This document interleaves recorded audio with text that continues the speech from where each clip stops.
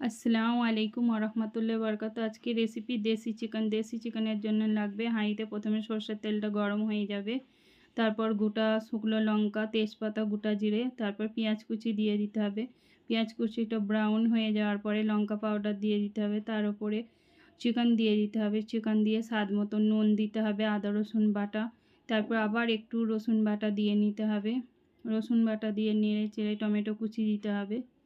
তারপর দিতে হবে হলুদ পাউডার,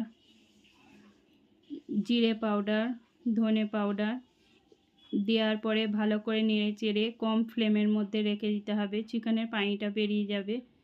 তারপর চিকেনের পানিটা বেরিয়ে যাওয়ার পরে আধ ঘন্টা রেখে দিতে হবে গ্যাসের মধ্যে।